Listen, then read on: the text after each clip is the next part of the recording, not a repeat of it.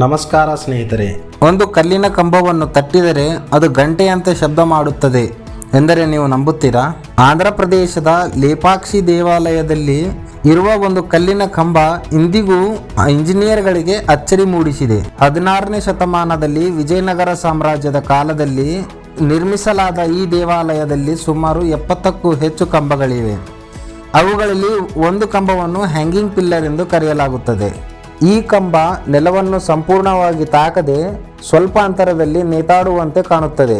ಆದರೆ ಇದರ ಇನ್ನೊಂದು ರಹಸ್ಯ ಏನೆಂದರೆ ಕಲ್ಲಿನಿಂದ ತಟ್ಟಿದಾಗ ವಿಭಿನ್ನ ಧ್ವನಿ ಮೂಡುತ್ತದೆ. ಕಲ್ಲಿನ ಒಳಗಿನ ರಚನೆ, ಅದರ ಆಕಾರ, ತೂಕದ ಹಂಚಿಕೆ ಮತ್ತು ಖಾಲಿ ಜಾಗಗಳ ವಿನ್ಯಾಸದಿಂದ ಧ್ವನಿ ಕಂಪನ ಬದಲಾಗುತ್ತದೆ ಎಂದು ತಜ್ಞರು ಹೇಳುತ್ತಾರೆ.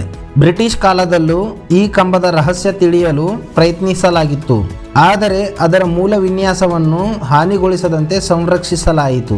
ಆಧುನಿಕ ಯಂತ್ರಗಳಿಲ್ಲದ ಕಾಲದಲ್ಲಿ ಇಂತಹ ಅದ್ಭುತ ಇಂಜಿನಿಯರಿಂಗ್ ಅನ್ನು ಅವರು ಹೇಗೆ ಸಾಧಿಸಿದರು ಎಂಬುದು ದೊಡ್ಡ ಪ್ರಶ್ನೆ.